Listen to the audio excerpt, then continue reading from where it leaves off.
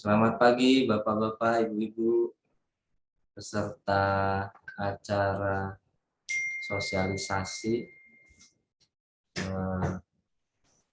mengenai implementasi Undang-Undang HPP terkait PPN 11% dan juga nanti ada tambahan materi tentang PPh jasa konstruksi dan Per 03 Per Direktur Jenderal Pajak nomor 03 tahun 2022 tentang faktur pajak. Nah, ini kalau dilihat pesertanya sudah lumayan banyak ya, ada 30 orang. Jadi ini kita mulai saja ya Bapak Ibu ya.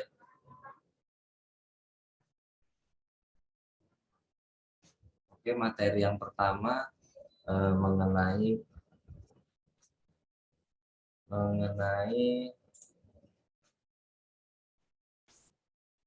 PMK 59 tata cara perpajakan, tapi ini bagi instansi pemerintah. Ini saya ambil beberapa slide saja materinya, terutama tentang implementasi yang PPN 11% dan perubahan tarif jasa konstruksi. Oke. Di slide pertama.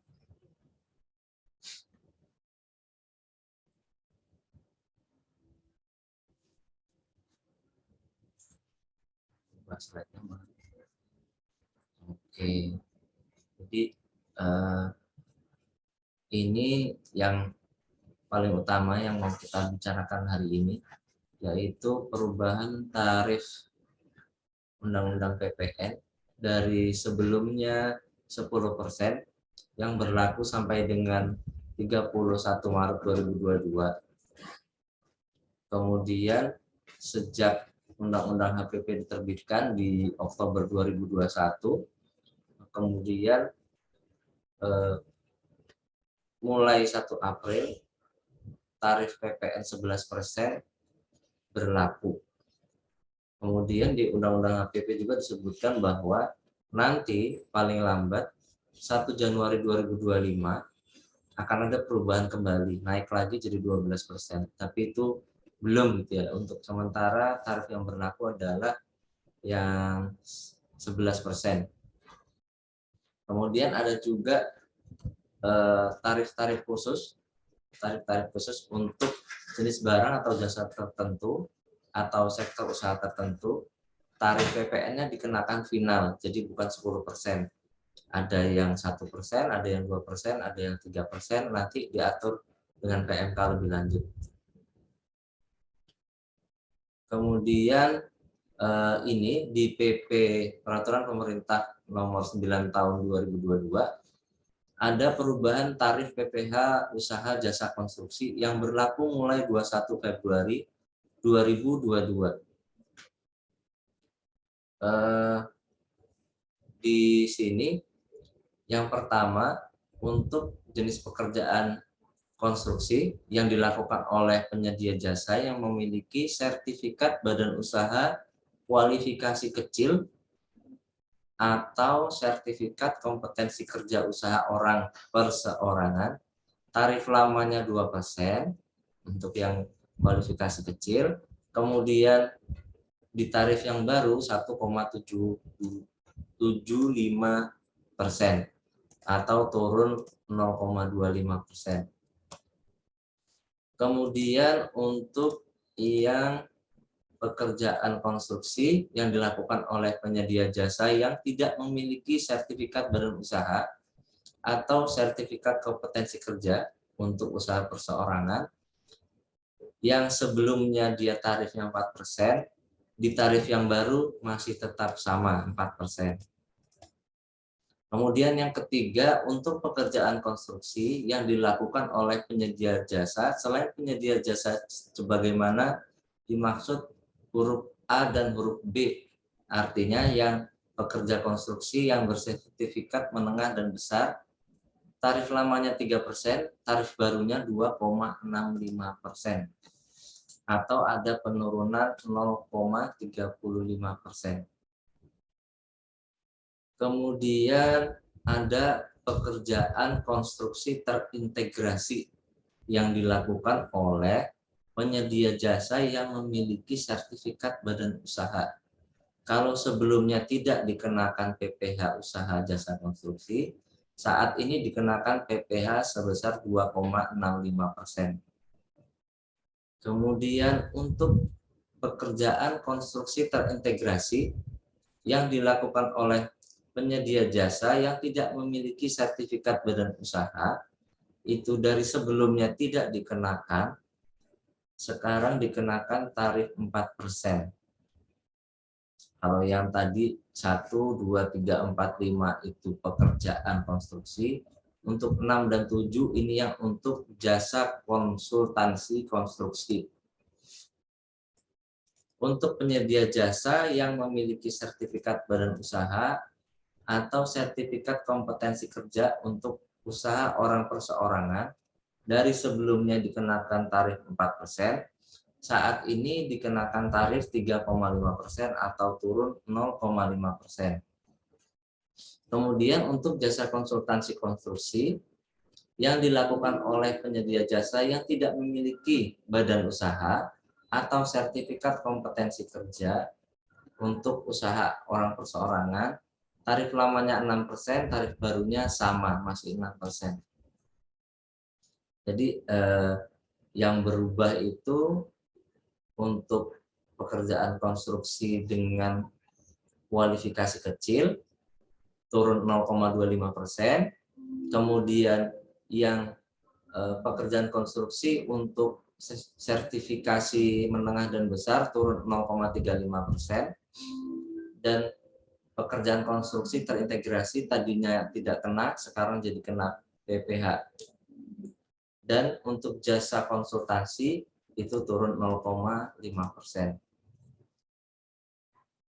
Kemudian ini contoh studi kasusnya yang ada di PMK 59. Di sini dicontoh bahwa ada PT Ingin Maju, wajib pungut, menerima tagihan dari PT Untung Berkah, tidak wajib pungut, non-wapu, atas pekerjaan pembangunan gedung kantor, sertifikatnya menengah, sebesar 132 juta termasuk PPN yang diterima pada tanggal 15 Februari 2022.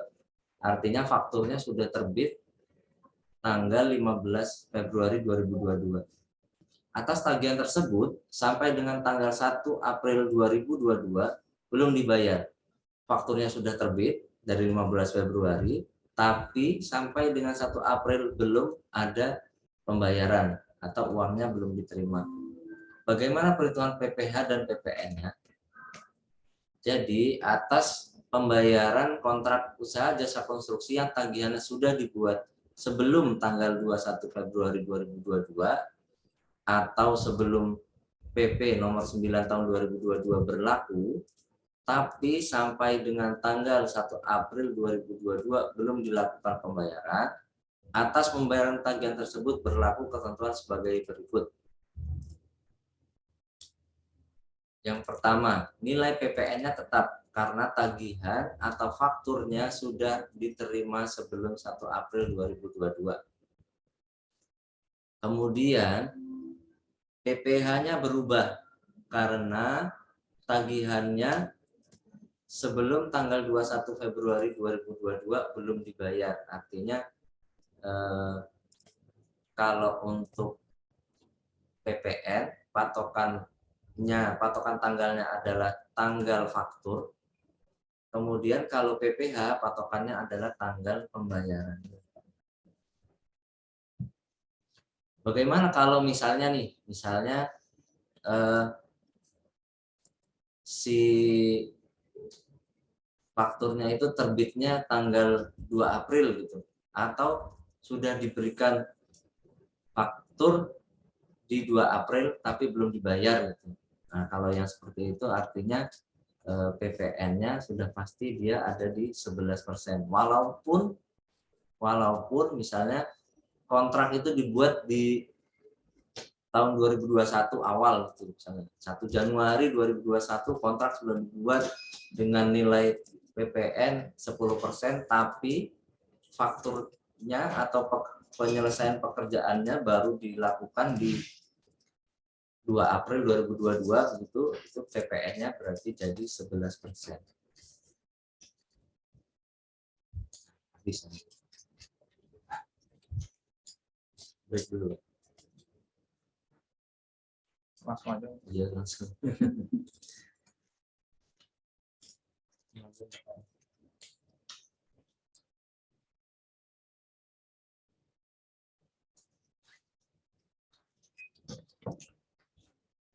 Iya, juga ya. Coba kan.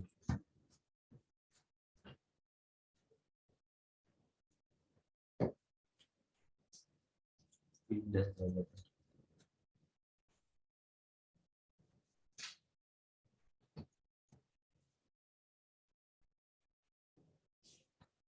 Jadwalnya tampilin ini pointernya Ini. Gimana? di situ kan ada itu tulisan pointer. Ini duplicate mas. Kanan. Oke. Keluar dari ini enggak?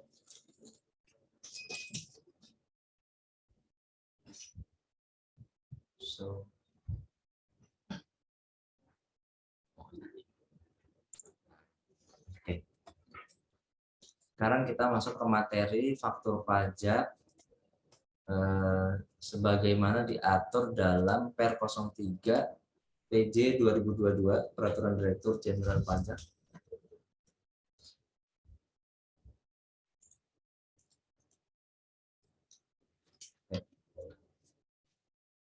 Pokok-pokok perubahan yang ada di Per 03 2022 ini, yang pertama itu pencantuman NIK. Jadi kalau ada penyerahan atau ada faktur kepada pembeli orang pribadi harus menyantumkan NPWP atau NIK. Kemudian ini yang pokok-pokok aja ya. Kemudian ini pemberian nomor seri faktur pajak. Pemberian nomor seri faktur pajak dengan jumlah tertentu atau sesuai permintaan dari wajib pajak. Nomor seri faktur pajak digunakan untuk pembuatan faktur pajak mulai tanggal surat pemberian nomor seri faktur pajak. Jadi ini yang sering terjadi di kami, wajib pajak datang ketika sudah mau pencairan gitu, atau ketika transaksinya itu sebenarnya udah terjadi gitu. Misalnya transaksinya sudah terjadi di 1 April nih, nomor seri fakturnya habis tapi belum minta lagi gitu. Nah kemudian pas tanggal 14 April datang ke kantor mau minta nomor seri faktur. Nah, tanggal faktur pajaknya nanti ketika dibuat itu nggak bisa mundur karena tanggal faktur itu mulai dari tanggal surat pemberian NSFP atau nomor seri faktur pajak. Jadi kalau misalnya Bapak Ibu ada yang bakal ada transaksi gitu ya, itu sebaiknya yang didahulukan itu minta nomor seri dulu. Jangan nunggu ada transaksinya baru minta nomor seri, karena nggak apa-apa minta nomor seri walaupun nanti tidak digunakan, itu tidak ada masalah gitu. Daripada sudah terjadi transaksinya tapi baru minta nomor seri, akhirnya faktur pajaknya jadi terlambat dibuat dan ada konsekuensi hukum atas keterlambatan tersebut Bapak Ibu, yaitu akan ada kemungkinan dikenakan sanksi 1% dari DPP pasal 14 ayat 4. Kemudian ada perubahan di sini. Jadi pihak yang berhak menandatangani e-faktur ditunjuk dengan mendaftarkannya sebagai admin di aplikasi e-faktur. Artinya tidak perlu lagi ada pemberitahuan ke KPP bahwa ini yang menandatangan ganti gitu ya. Tidak perlu lagi. Oke, ini ketentuan-ketentuan yang dihapus di dalam e-faktur. Jadi ini pengembalian NSFP yang tidak digunakan ke KPP itu tidak perlu lagi gitu ya, karena sudah diatur di e-faktur. Kemudian pemberitahuan dan perubahan nama penandatangan faktur pajak KPP udah tidak perlu lagi. Kemudian tambahan-tambahannya yaitu cetak ulang e-faktur yang rusak atau hilang. Kalau dulu kan minta ke KPP, kalau sekarang nggak perlu lagi ya, karena sudah bisa langsung cetak PDF-nya sendiri pakai e-faktur. Kemudian oke. Ini yang suka kelewat Bapak Ibu sekalian. Jadi faktur pajak itu adalah wajib sifatnya ya. Wajib ketika terjadi penyerahan JKP,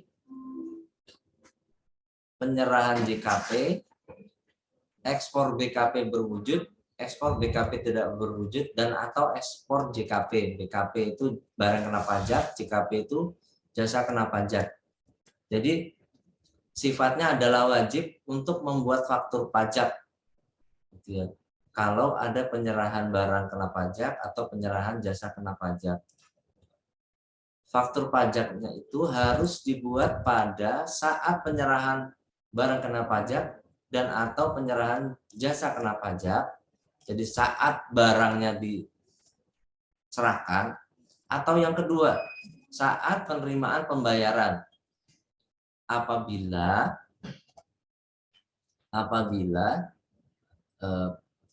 pembayarannya diterima duluan sebelum terjadi penyerahan barang. Kemudian ada juga saat penerimaan pembayaran termin dalam hal penyerahan barang itu sebagian bertahap.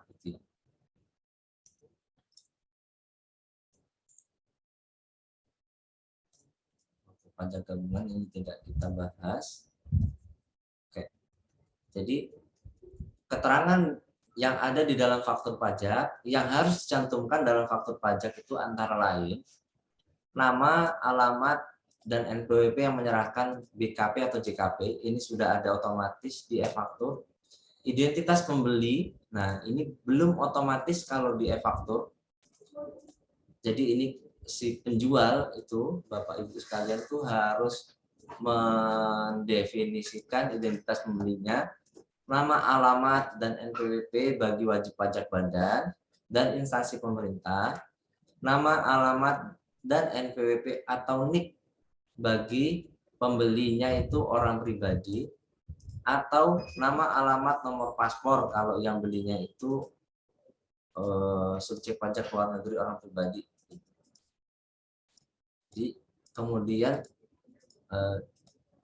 jenis barang dan jasa, jumlah harga, potongan harga, PPN yang dipungut, kode, nomor seri, dan tanggal pembuatan faktur pajak, nama dan tanda tangan yang berhak menandatangani faktur pajak. Nah, ke beberapa hari yang lalu ada kasus bahwa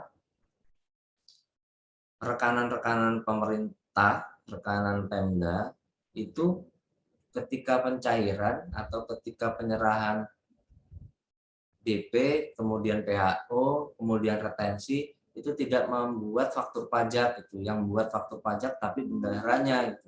Nah, itu tidak sesuai dengan aturan ya Bapak Ibu ya, karena yang membuat faktur pajak adalah penjual, dalam hal ini rekanan dari si bendahara atau instansi pemerintah tersebut.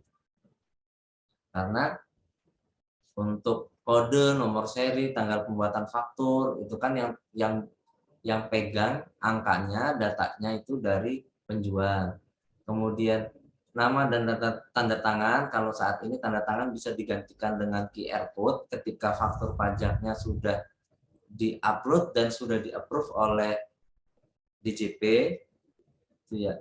Kalau tidak ada kedua itu, maka faktur pajak itu tidak dianggap sebagai faktur pajak. Gitu. Kalau manual gitu bikinnya, itu bukan faktur pajak.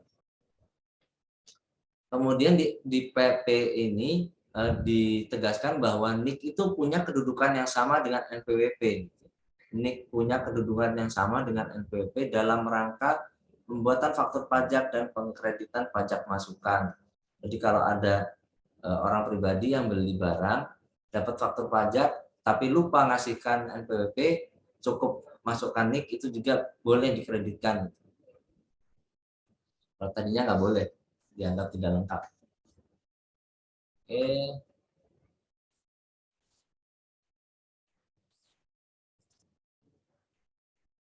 Oke. Jadi saat ini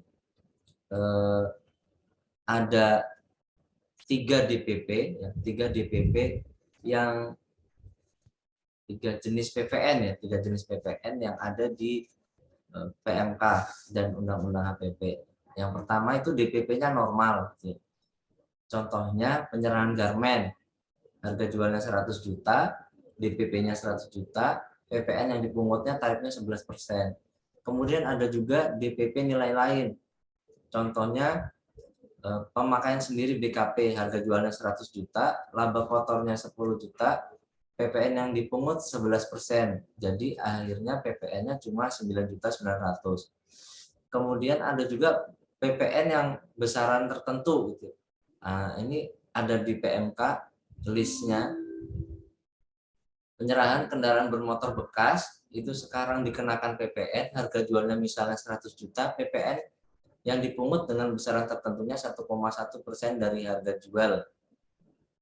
Karena ini banyak ada jenis-jenis PPN yang barang yang tadinya tidak dikenakan PPN sekarang dikenakan PPN, diatur lebih lanjut.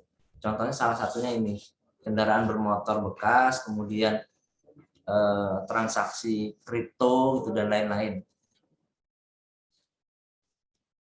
Kemudian oke. Ini kita bahas bentuk faktur pajak dan aplikasinya. Jadi faktur pajak itu bentuknya sekarang elektronik, Bapak Ibu. Tidak bisa dicetak, bisa enggak gitu ya. Dibuatnya menggunakan aplikasi atau sistem yang disediakan dan atau ditentukan oleh DJP. Kalau yang disediakan oleh DJP saat ini yang dipakai adalah e-faktur 3.2. Bisa dipakai di Windows, bisa dipakai di MacBook Apple. Kemudian tanda tangannya itu tanda tangan elektronik berupa QR code yang akan muncul atau di-generate ketika faktur pajak sudah di-approve oleh sistem DJP. Kemudian, oh iya, ini yang perlu kita bedakan, membuat faktur sama mau melaporkan SPT massa ya Bapak Ibu ya. Biasanya kan tuh suka ketukar tuh, mau lapor tapi pakai e-faktur 3.2 nggak bisa. Lapornya pakai web e-faktur. Kalau mau buat faktur nggak bisa pakai web e-faktur, bisanya pakai aplikasi e-faktur pajak yang 3.2 kalau sekarang. Ini contoh tampilan PDF atau cetakan kertas e-faktur. Ini tidak wajib dicetak karena ini bentuknya PDF, bebas kalau mau dicetak juga nggak apa-apa. Sertifikat elektronik masih sama dengan yang lama, ketentuannya berlaku 2 tahun. 2 tahun kemudian dia expire. Jadi kalau sampai expired, Bapak Ibu bisa lihat tanggal kadaluarsa sertifikat elektroniknya di web Enova, efaktur.pajak.go.id. Di situ di bagian sertifikat elektronik kelihatan dia kadaluarsanya kapan. Jangan sampai ketika Bapak Ibu mau pencairan, mau buat faktur, ternyata sertifikat elektroniknya kadaluarsa, itu nggak bisa gitu ya. Jadi itu bisa dilakukan secara online kok. Kalau mau minta sertifikat elektronik, minta nomor seri, itu online semua. Kemudian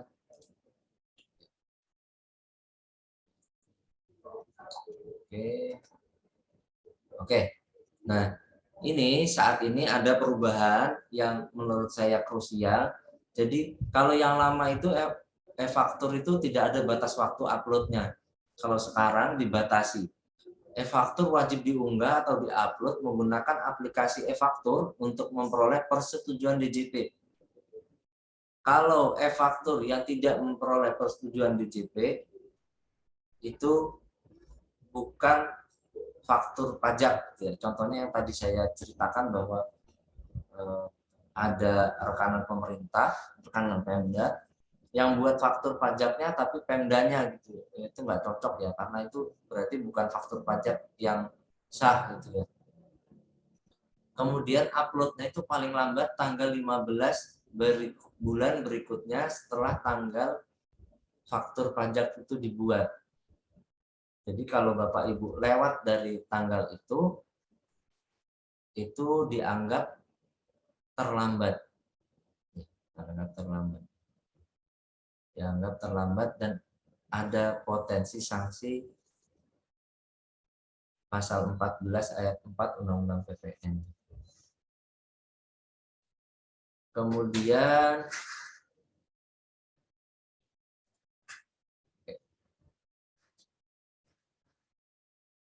ini ada contoh kasus ya. Contoh kasus batas waktu upload e-faktur. Contoh yang pertama, PTH yang merupakan PKP melakukan penyerahan BKP pada tanggal 11 April 2022. PTH membuat e-faktur pada tanggal 11 April 2022 menggunakan aplikasi e-faktur dengan mengisi kolom tanggal faktur 11 April 2022. Namun e-faktur tersebut baru diunggah atau diupload ke DJP dengan menggunakan aplikasi e-faktur pada tanggal 14 Mei 2022.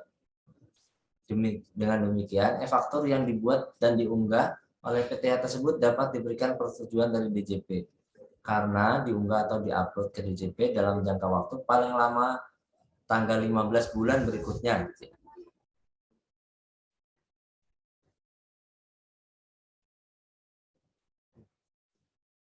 Kemudian contoh 2, PTH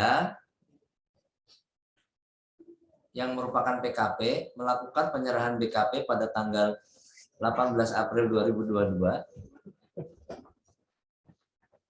PTH-nya membuat faktur pada tanggal 18 April 2022 menggunakan aplikasi e-faktur dengan mengisi kolom tanggal faktur pajak 18 April 2022. Namun e-faktur tersebut baru diunggah atau diupload ke DJP menggunakan aplikasi e-faktur tanggal 16 Mei 2022. Dengan demikian DJP tidak memberikan persetujuan atau di-reject. Oh, reject berarti kalau sekarang ya. Atas e-faktur yang diunggah atau diupload tersebut karena diunggahnya setelah tanggal 15 Mei 2022.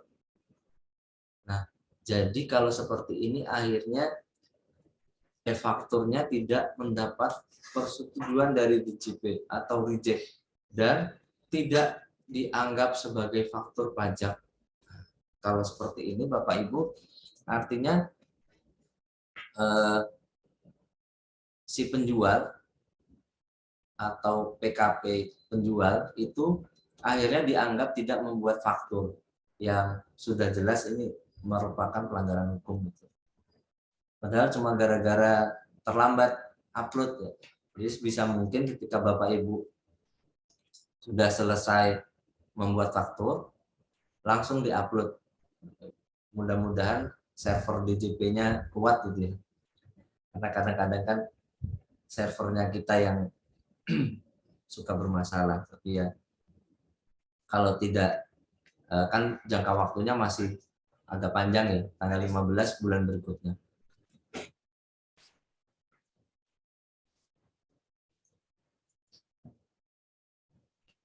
Kemudian oke. Sekarang untuk tata cara pembetulan atau penggantian faktur pajak. Itu yang melakukan adalah PKP yang membuat faktur pajak dengan menggunakan aplikasi e-faktur atas permintaan pembeli atau atas kemauan sendiri. Atas SPT masa PPN yang dilaporkan faktur pajaknya yang diganti masih dapat disampaikan atau dilakukan pembetulan. Kemudian nomor serinya sama dengan nomor seri faktur pajak yang diganti. Nanti kode statusnya otomatis terisi jadi angka 1. Misalnya penyerahan normal tadinya kodenya 010, nanti jadi 011 gitu ya. Tanggal faktur pajak pengganti itu yaitu tanggal pada saat faktur pajak penggantinya dibuat ya. Jadi nanti tanggalnya jadi ganti.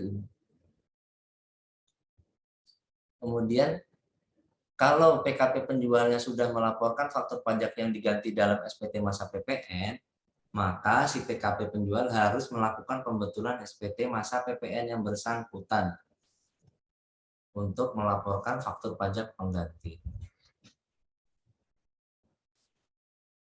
Kemudian ini pembatalan.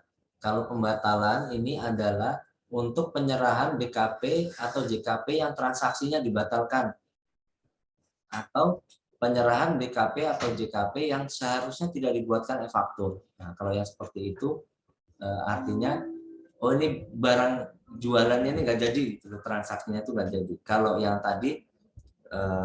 tadi itu terdapat kesalahan, salah ngisi, salah nulis, atau keterangan yang nggak lengkap atau nggak jelas gitu ya. Kalau itu bisa diganti. Kemudian ini juga kita lewatkan.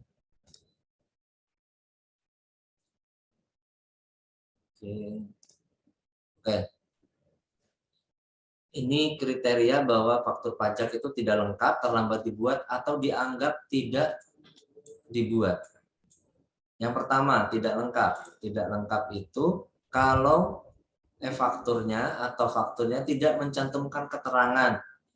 Misalnya tuh nama pembelinya nggak ada, NPWP-nya nggak ada, atau NIK-nya nggak ada, alamatnya nggak ada. Nah, itu tidak dianggap tidak lengkap. Atau keterangannya tidak sebenarnya atau sesungguhnya. Misalnya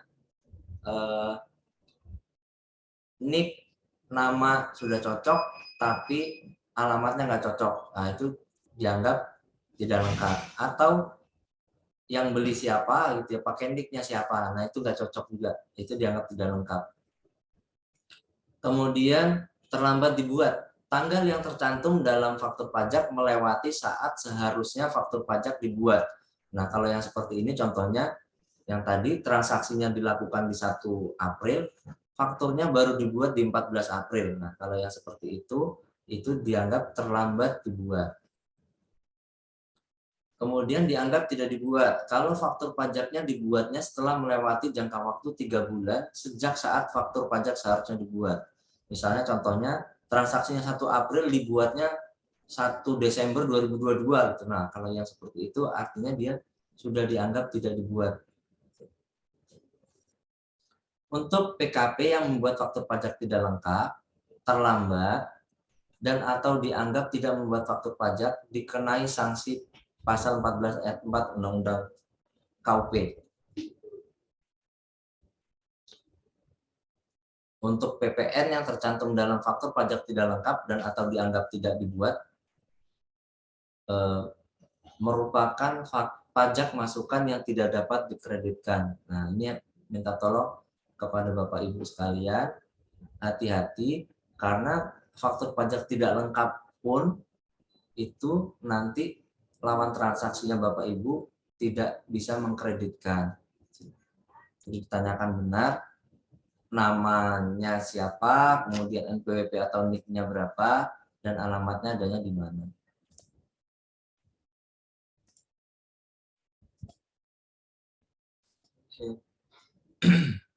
Oke, ini satu lagi kewajiban pelaporan faktur pajak. PKP yang membuat faktur pajak wajib melaporkan faktur pajak dalam SPT masa PPN pada masa pajak yang sama dengan tanggal pembuatan faktur pajak. Nah, jadi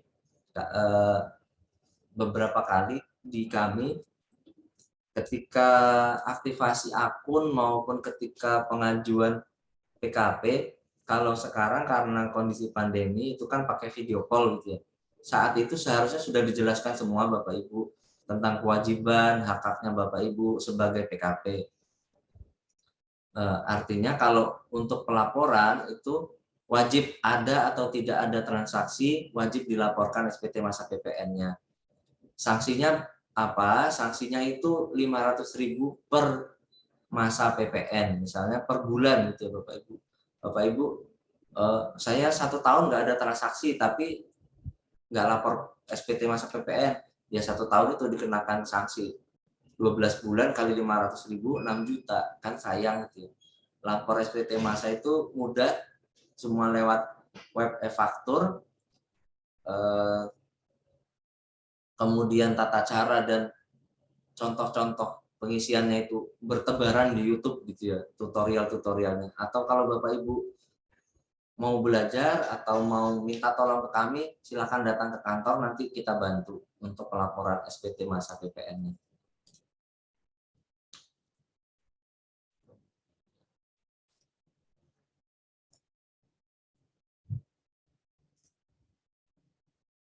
Oke, oke. Jadi Dirjen Faktur Pajak ini mulai berlaku pada tanggal 1 April 2022 Bapak Ibu ya. Artinya kalau Bapak Ibu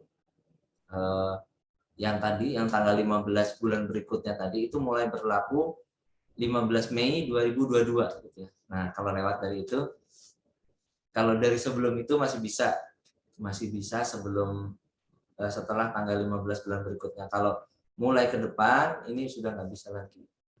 Demikian sepertinya ini sudah selesai Bapak Ibu. Kalau ada yang mau bertanya silahkan. Bisa lewat kolom chat atau nyalakan mic-nya, open mic, boleh Bapak Ibu.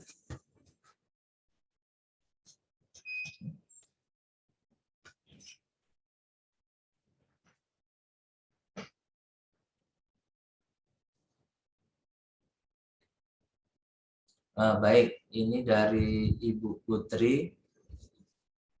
Selamat pagi, izin bertanya untuk pengajuan sertelnya harus ke KPP? Oh tidak, pengajuan sertel. Oh iya, begini. Kalau untuk pengajuan sertel itu harus ke KPP, tapi kalau untuk perpanjangan sertel itu tidak harus ke KPP. Kalau pengajuan bisa online juga. Oh bisa, ternyata luar biasa ya di JP. Oh iya. Pengajuannya bisa online Bapak Ibu, sudah dikonfirmasi bahwa pengajuannya bisa online lewat e-faktur, tapi ada tapinya, tapi berkas-berkasnya tetap harus dikirim ke KPP. Berkasnya apa aja? NPWP dan KTP pengurus, kemudian NPWP badannya atau OP-nya, kemudian akta, sama alamat email dan nomor HP yang aktif, sama denah lokasi perlu nggak? Udah nggak perlu lagi sekarang, udah nggak perlu. Jadi tadi Bapak Ibu NPWP badan atau orang pribadi yang mau jadi PKP-nya, KTP pengurusnya atau direktur, kemudian akte pendirian, alamat email sama nomor HP yang aktif. Dikirimkan berkasnya ke KPP terdaftar. Kalau untuk pengajuan perpanjangan sertel itu nggak perlu datang ke KPP, itu full online. Jadi Bapak Ibu ajukan perpanjangan, nanti di kami muncul notifnya, itu kami setujui. Ada lagi Bapak Ibu, silakan.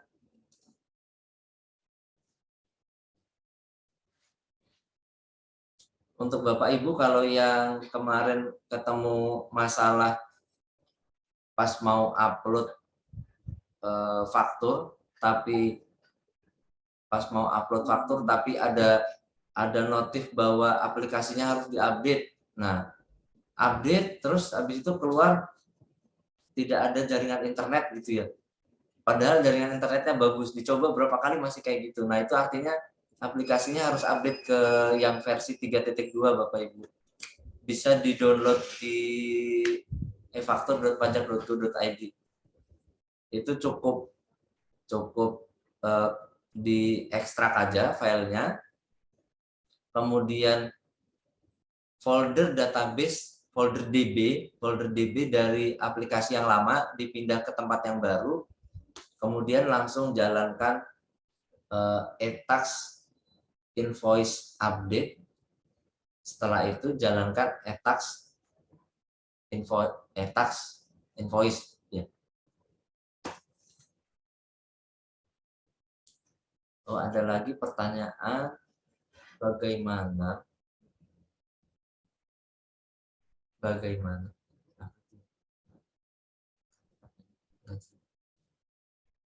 dari Sumber Rizky. Selamat pagi Pak, bagaimana kalau antara alamat KTP dan NPWP berbeda, beda KPP? Untuk alamat rekanan pada pembuatan fakturnya bagaimana ya Pak? Bagaimana kalau antara alamat KTP dan NPWP berbeda, beda KPP? Untuk alamat rekanan, oh baik Pak, kalau yang seperti ini artinya yang dipakai itu alamat yang ada di NPWP Pak. Kita masukkannya yang NPWP-nya Pak. Nah, sebaiknya kalau rekanannya itu, kalau memang terjadi seperti ini, baiknya dilakukan pemindahan NPWP sih Pak,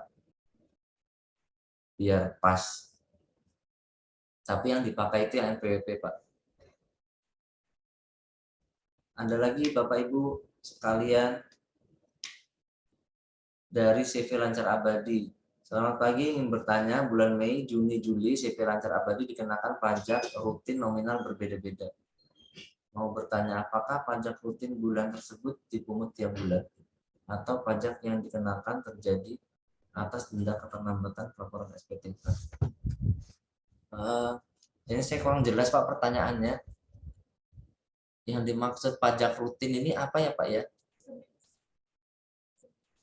Boleh open mic Pak, silakan Pak.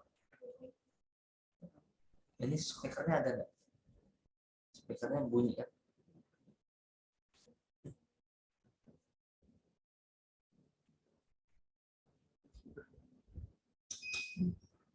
Jadi apa tadi Pak Lancar Abadi Pak?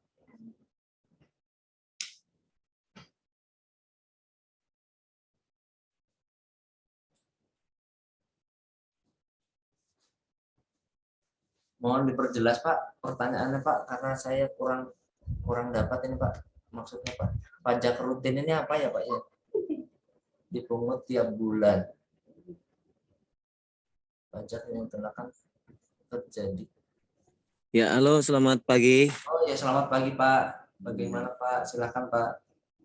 Jadi di bulan Mei, Juli, Juni itu ada surat dari kantor pajak. Iya. Di situ pembayaran pajak rutin bulanan gitu. Cuman itu yang dikenakan bulan Mei, Juni, Juli. Agustus, September, Oktober itu nggak kena gitu. Nah di situ kami dari CV Lancar Abadi belum jelas nominal yang muncul di dalam surat itu tuh dari mana, apa denda kesalahan kami tidak bayar SPT, apa tidak pelaporan SPT dan lain sebagainya gitu. Soalnya tadi ketika waktu seminar tadi ada dikenakan denda kalau keterlambatan untuk pelaporan SPT gitu. Oh iya. Untuk mohon maaf Pak, kalau boleh tahu itu untuk nilainya berapa ya Pak ya? Yang tadi di Mei, Juni, Juli tadi Pak. Sebentar. Untuk di bulan Mei, halo? Ya Pak. Ya, untuk di bulan Mei itu ada PPN sekitar 450.000. PPN 450.000. Iya, kemudian di bulan Juni itu 365.000. Terus di bulan Juli itu 800.000 dan Agustus kesananya nggak ada itu. Nggak ada perkenan biaya. Mohon maaf Pak, itu kalau di judul atasnya apa Pak? Aduh, ini enggak ada. Wajib pajak, jenis pajak rutin dalam rupiah gitu. Ini nggak bisa ini ya, nggak bisa ngirim screenshot HP ya. Enggak Pak, mungkin kalau Bapak open kamera, ditunjukkan ke kamera mungkin bisa Pak. Oh gitu, bentar ya. Ya Pak, Kita foto dulu. boleh Pak.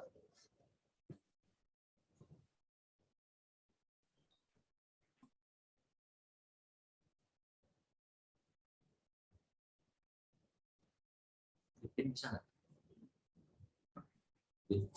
Kalau dia udah start nanti Oh, kalau belum start bikin nggak bisa. Ini dia.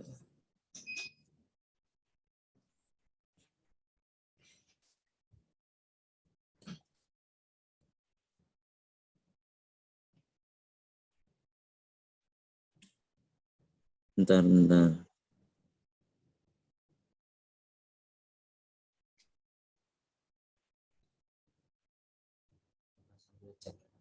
Nah, kira. Bentar. Aduh, nggak kelihatan ya. Buram Pak. Burem, Iya Pak. burem dia Mas. Kalau kertasnya Pak? Kertasnya di kantor. Oh iya Pak. Ini lagi di rumah.